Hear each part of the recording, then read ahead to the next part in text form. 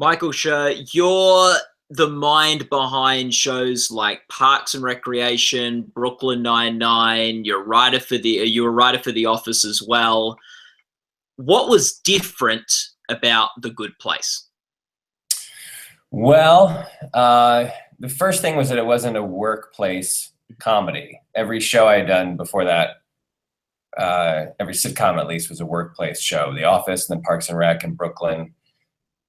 So I was starting from a point of like, it was already unfamiliar terrain, and then I decided to set the show in the afterlife, and then it got extremely unfamiliar.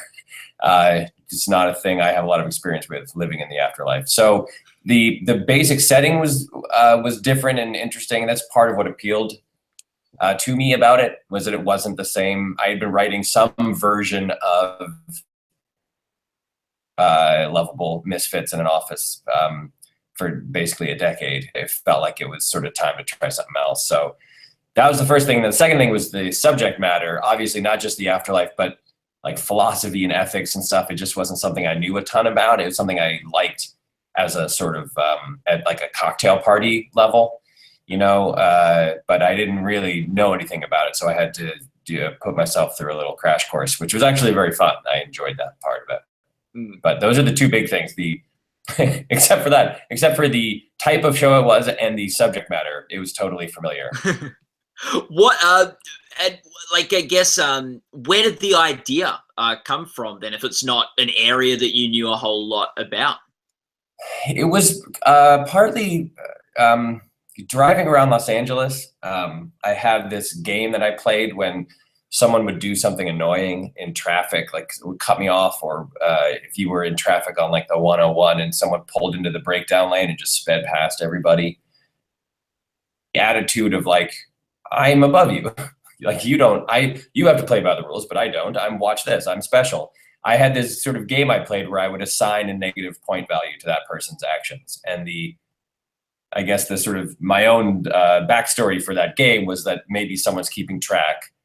Maybe this is like a video game and someone's keeping track of positive and negative points. And I would sort of say like, well, that's negative 13 points. So joke's on you, buddy, because you might get home 18 seconds faster, but you just lost a bunch of points.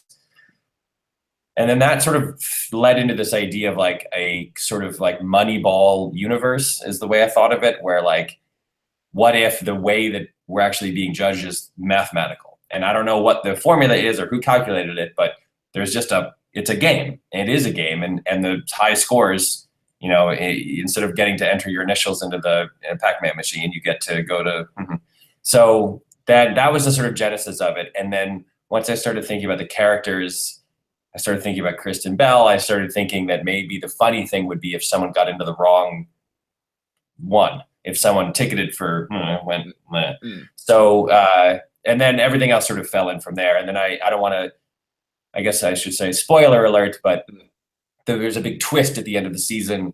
And that was the next sort of domino that fell. Was after the initial premise, I came up with this gigantic twist that would sort of set everything else into a different light. And then I sort of filled in the blanks. So I had the very beginning and I had the very end, and I just sort of filled in the middle. So towards the end of the interview, we might chat about the big sort of twist and sort of that sort of thing, so that people who have seen it and are interested in that can listen a bit, just keep listening. Sure. Yeah. Sure. So, yeah. But, so like you're talking about sort of like the afterlife and this point system and stuff like that. Where do you think like sort of the comedy is in this sort of concept of the afterlife of being sort of a Moneyball point sort of scoring system?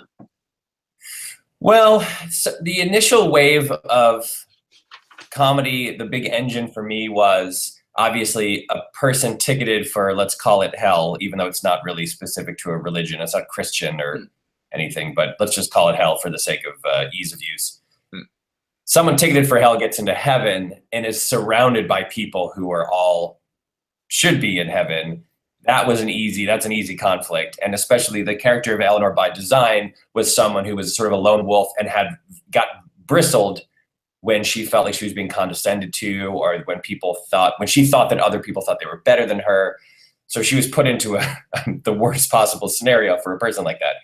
And then there was some amount of fun to be had with just the details of what heaven would look like, and how it would be. The sort of concept of this version of heaven is that it's not one size fits all. It's extremely sort of bespoke and tailored to a small group of people. So they, out of all of the people ticketed for the good place, they pick, 300 or so who are super compatible and sort of fit together like a jigsaw puzzle.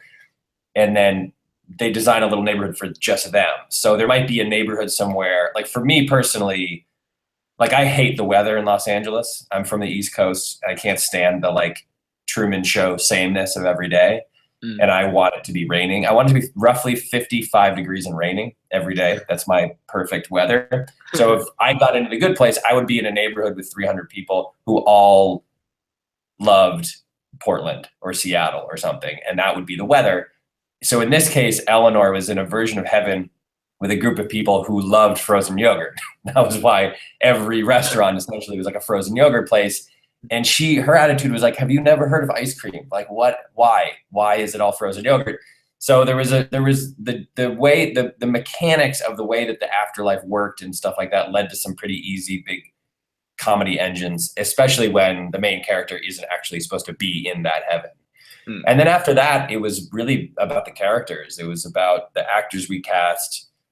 William Harper, who plays Chidi, her sort of fake love interest or soulmate, and Jamila Jamil, who plays Tahani, who is a real find, and Manny Jacinto, who plays Jason / Jianyu, who seems to be a Buddhist monk, and then is revealed to be a dirtbag DJ from Jacksonville, Florida.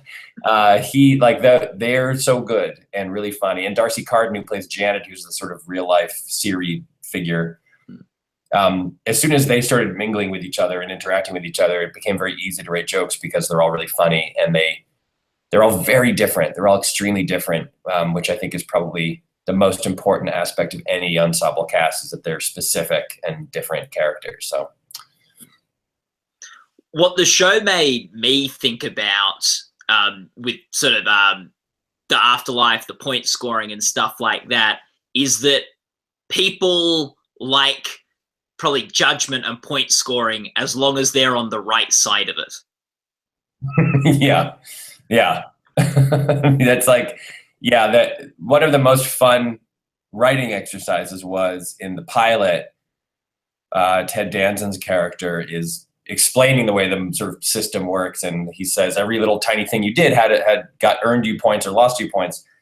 And then on the screen, there's just a 1,000 little tiny examples of things and then a point value assigned to them. So, whatever it is, like cutting off someone in traffic is -8.365 points. And, calling your sister on her birthday is plus 32.8 points or whatever.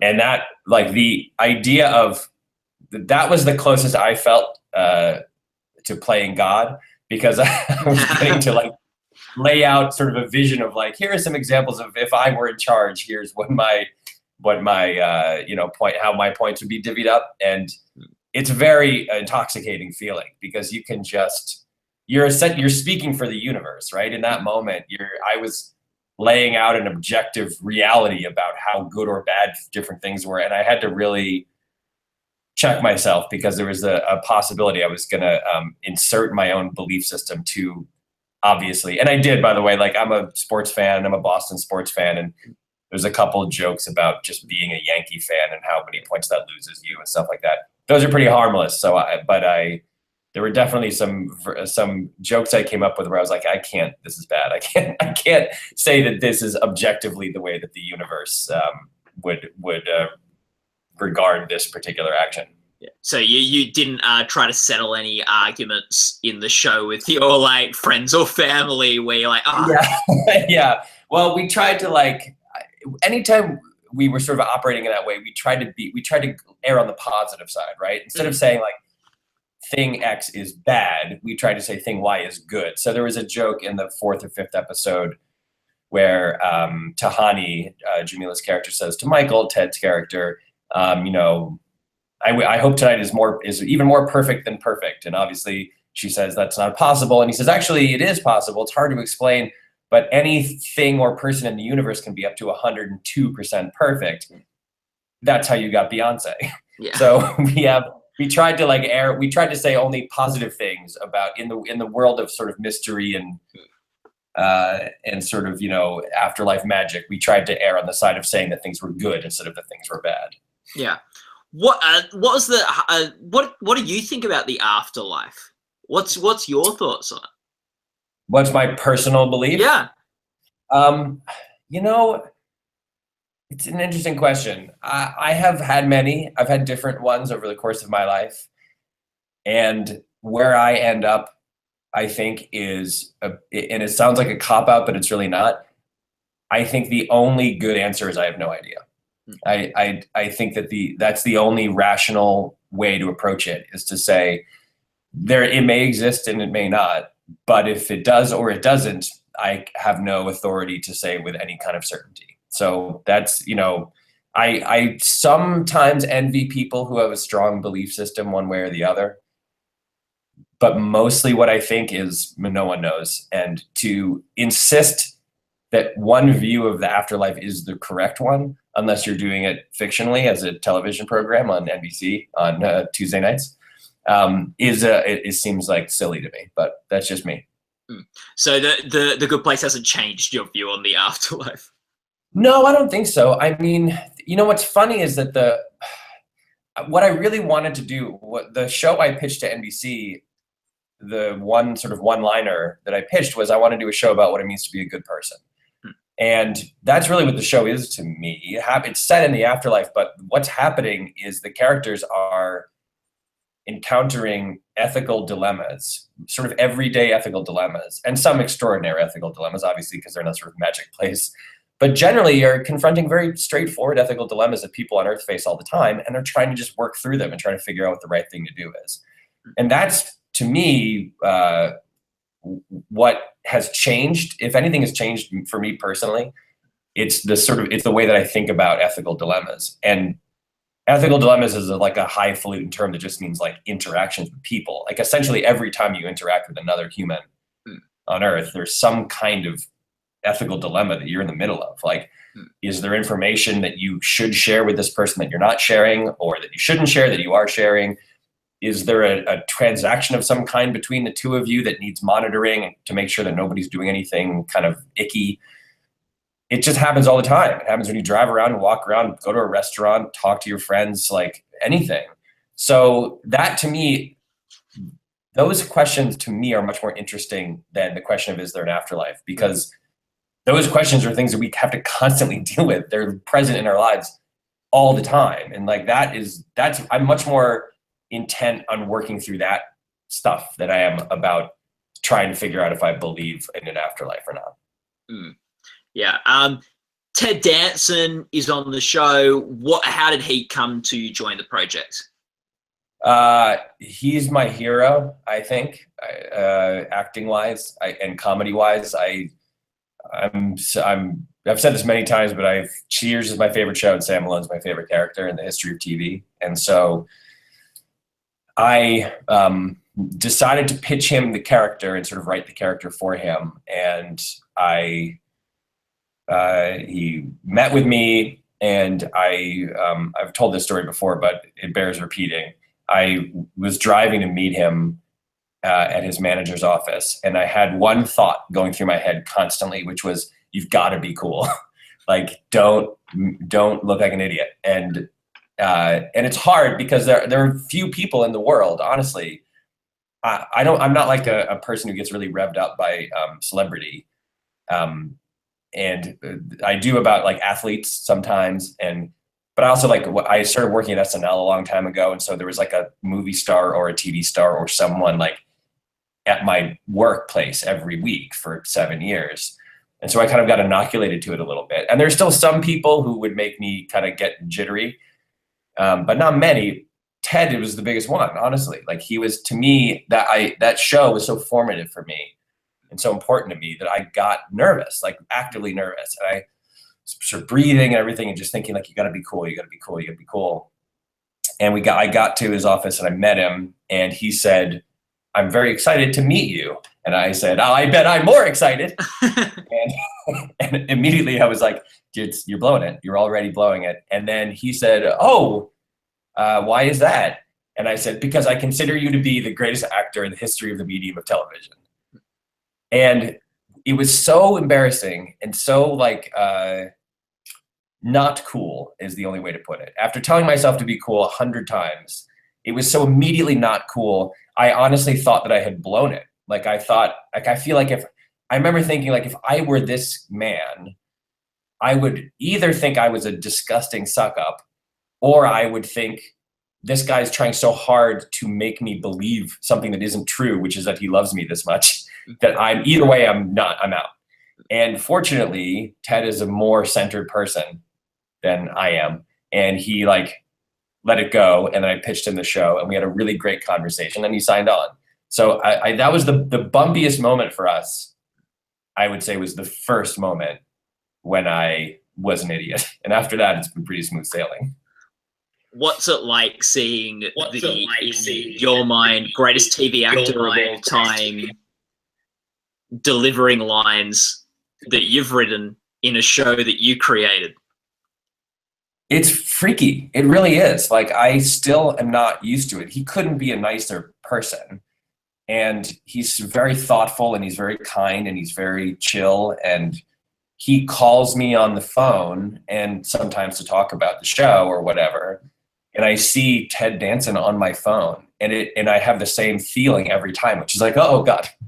And it's like the reason I fell in love with him as an actor is because of his timing more than anything.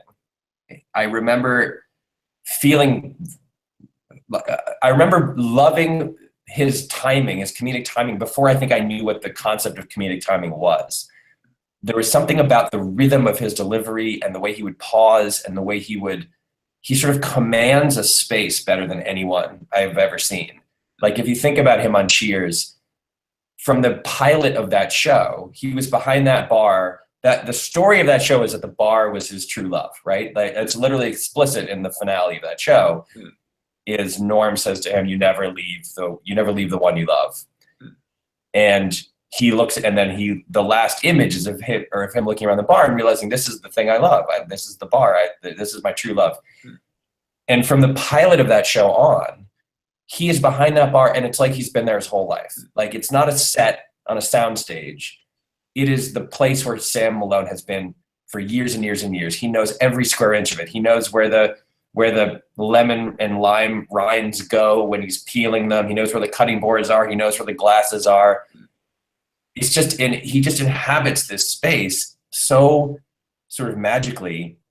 And then his timing was so good that I feel like I learned what comedic timing was from him, from watching that show, from him and Michael J. Fox on Family Ties. I think in the same era, those two guys to me have the best comedic timing I've ever seen. And Ted, so what's happening now is I'm writing these lines for him, or we are as a group.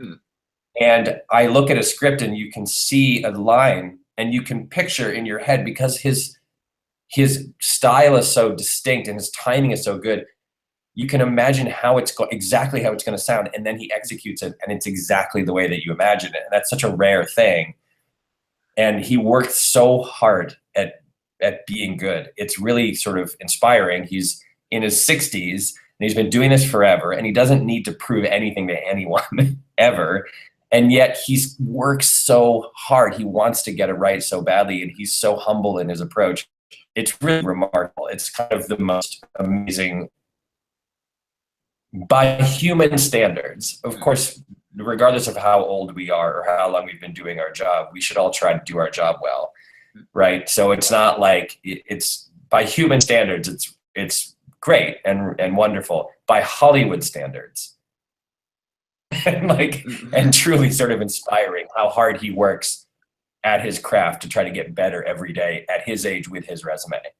I agree. He's probably the greatest TV actor of all time, not just because Sam Malone's great, because my team here.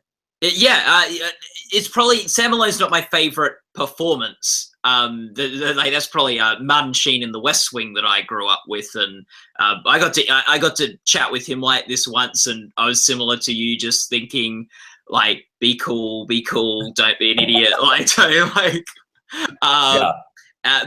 I think Ted's probably the best, just because not just is Sam Malone one of the all-time greats, But then you look at his work on Becca, his work on Curb Your Enthusiasm, Arthur Frobisher on Damages, CSI, now The Good Place, and other things like that. He can do. He's had so many different iconic roles. Yeah, that are so varied. They're not all the same character.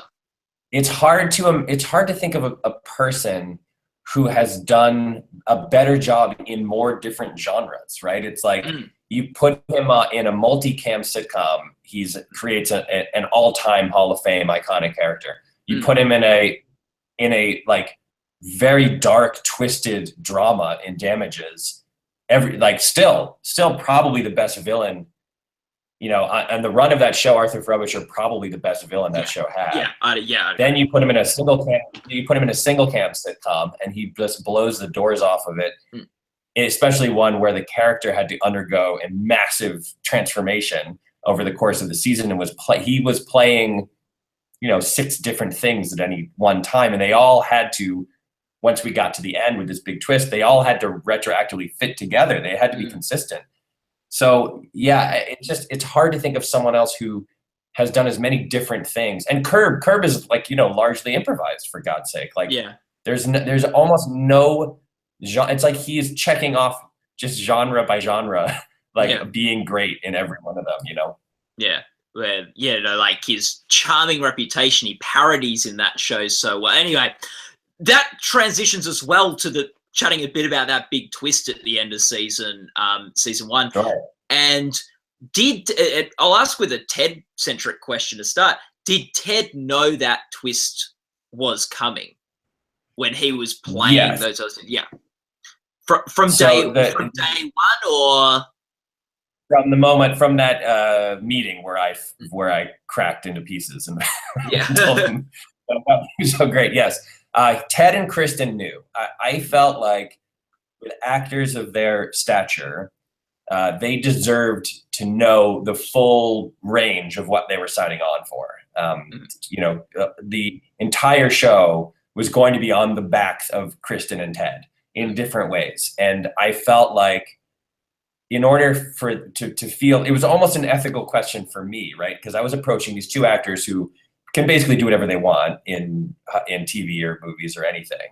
And in order to get them to sign on, I felt like it would be almost unethical, knowing where I was going and what I wanted to do with the season and the show in general. It's like borderline unethical, I felt, to get them to sign on without them knowing the whole thing. And it was more unethical, arguably, for Ted, because what I was going to imagine. So, spoiler alert: if you haven't seen the series, stop watching now. And watch the series. That's right. So the secret is that it's not actually heaven and hell, and this entire thing is a torture chamber. Michael Ted's character has appeared to be the architect of a little slice of heaven, but really what it is, everybody else except for the main 4 characters is an actor, basically. And they are torturing these 4 people, and this whole neighborhood that he put together it was designed for the 4 of them to actually torture each other. They are supposed to be driving each other crazy for eternity. So it's not that Eleanor, Kristen's character, accidentally got into heaven on a clerical error, which is what you've been told. It's that's the lie, and the truth is that he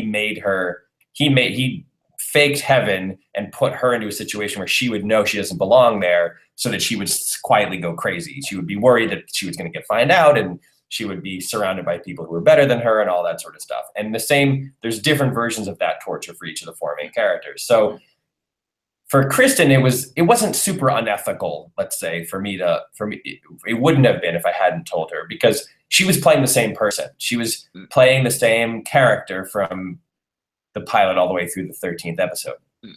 But for Ted, I sort of felt like if I don't tell him this, what I'm doing is getting Ted Danson to sign on to a show where he thinks he's playing essentially an angel, and then I'm going to reveal at the end that he's a demon.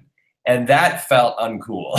It felt like if for whatever reason he didn't want to do that, he should know. He should be able to say, well, okay, I don't like where this is going. And I mean, if I hadn't come up with that twist when I pitched the show to him, I don't think it would have been unethical. It would, if it had come naturally out of like, ooh, what about this? But since I knew from before I ever talked to him or Kristen, I knew the entire season. I felt like I owed it to them to tell them the whole story. And fortunately, they both liked it and they were both into it and they thought it was exciting. And Ted was far more interested in playing a secret demon who appeared to be an angel than he wasn't just playing an angel, which I understand. As far as comedy goes, it's a better gig, right? Like, it's more fun to play the guy who secretly turns out to be a crazy person than just a nice, pleasant, boring, happy, nice guy. Yeah, no, for sure. And like, it may have also probably a reason why ethically it was good to fill him in is because it could have influenced the way he played certain bits earlier in the season. Like, totally true. Yeah. I mean, if I hadn't, like, he had to know, we started using like, so Ted and Kristen knew, and the other 4 actors in the main cast did not. That's cool.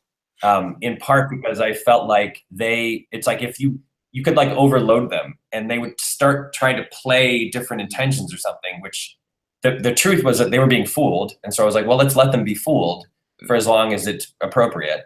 But because they didn't know, Ted and Kristen and I had to come up with like ways on the set to kind of talk about what was going on. And we used these acting terms that people use called objective and super objective, which is objective is like, what are you trying to accomplish in the scene? But the super objective is like, what's the like emotional kind of resonant thing, that the sort of giant umbrella thing you're going for.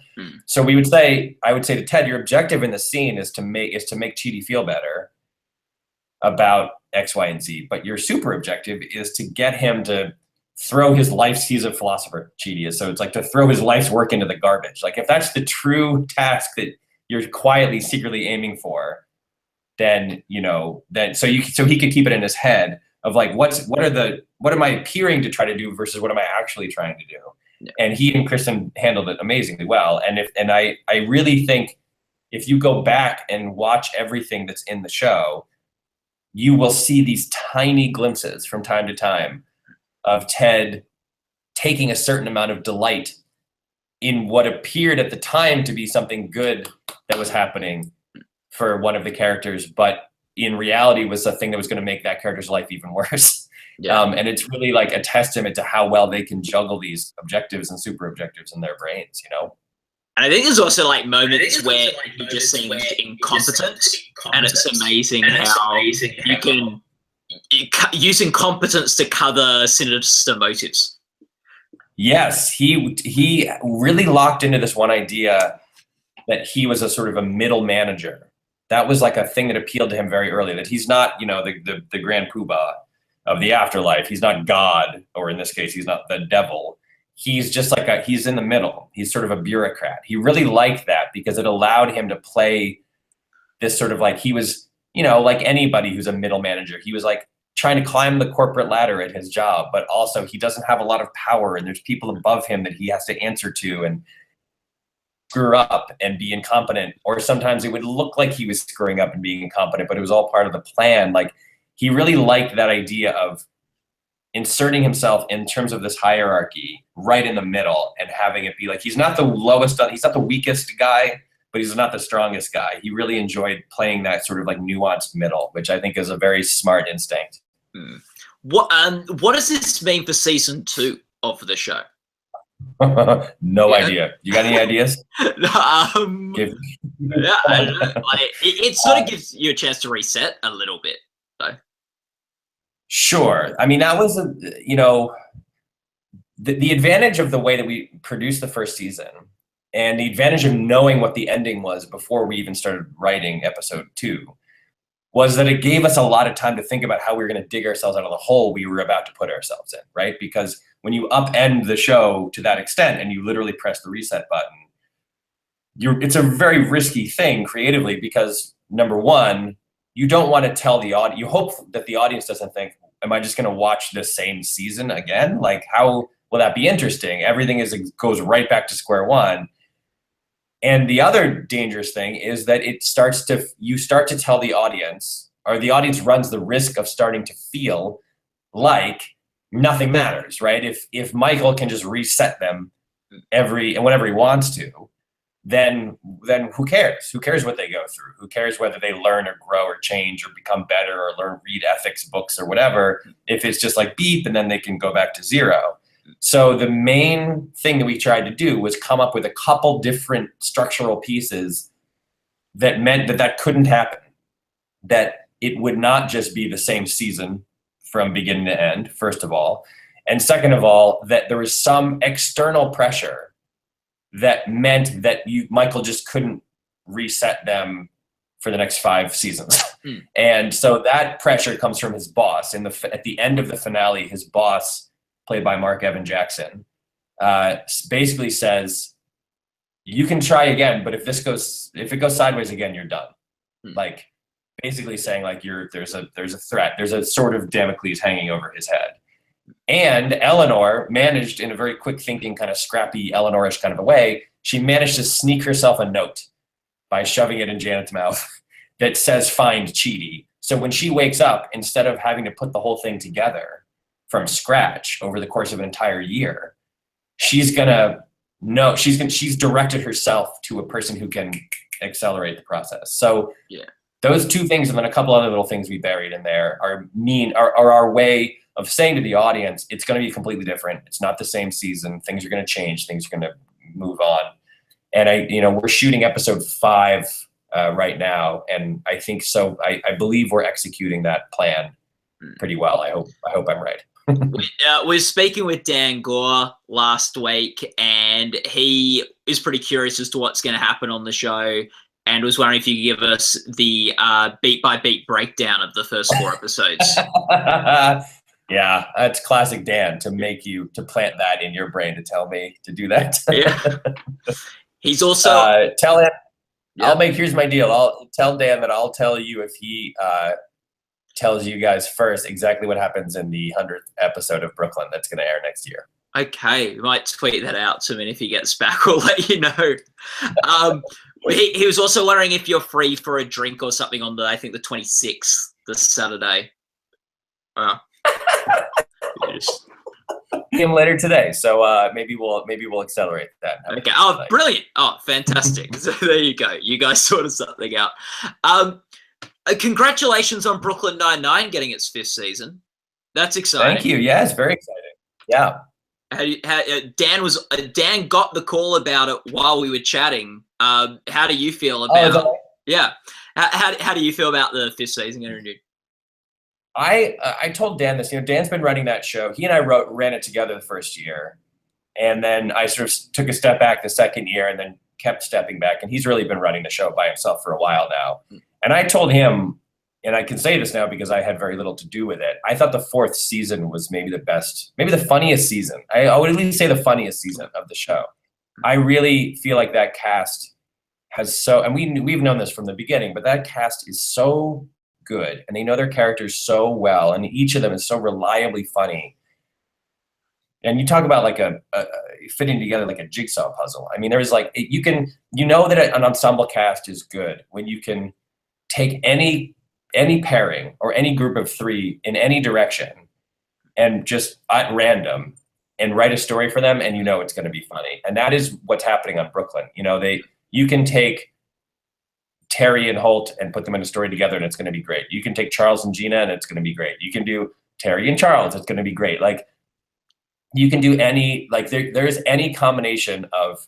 I directed an episode this past season. It was the one called Serve and Protect, where it was like a sort of meta thing where there was like they were investigating a crime on a sort of Law and Order type TV show. Yeah. And so there's a lot of jokes about like which were the fake cops, basically.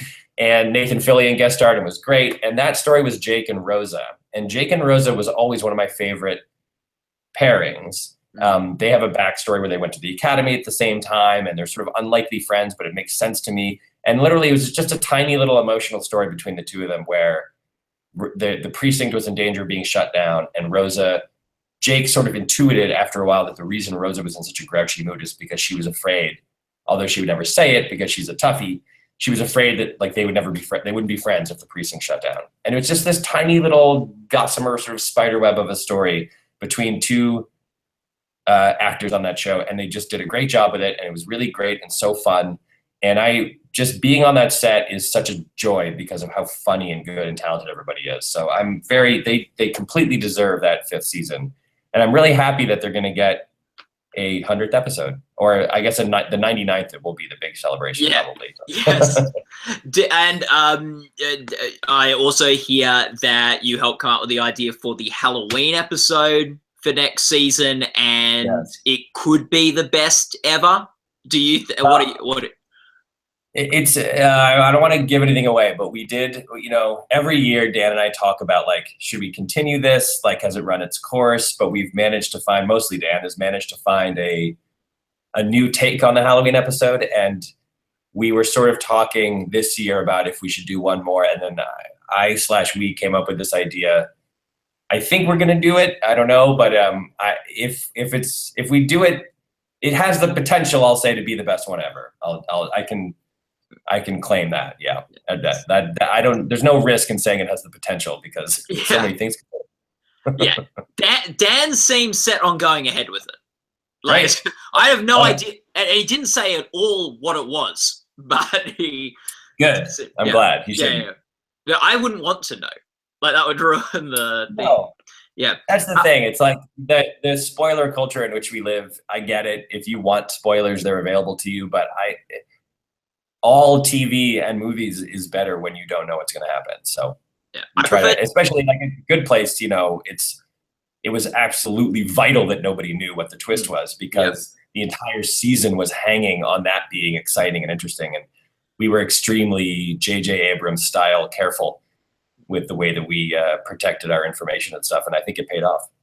I prefer talking with actors when they don't have spoilers, because then you can ask them what they'd like to happen and to guess things, rather than, like, because once they know stuff, they just shut down. Like, they don't want a piece of, like, talking about anything in the future, because they don't want to give anything away. Have you ever talked to an actor and said, what would you like to have happen? And then that actor said something and then that thing actually happened?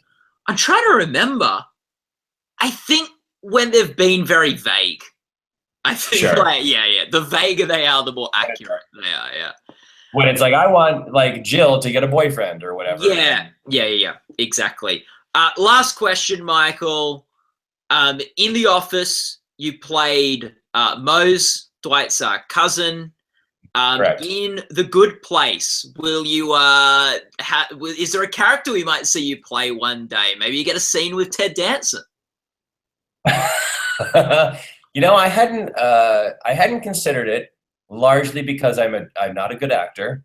I have no illusions of being a good actor, and I want the shows I make to be good. And the best way to do that is to keep myself away from them. However, depending on how long the show lasts, it might be irresistible to insert myself into one Ted Danson scene somewhere, just so I can say, technically, legally speaking, I acted with Ted Danson. I might have to do that just for that reason. I would like to see that, and I'd like to see a Cheers reference in that scene.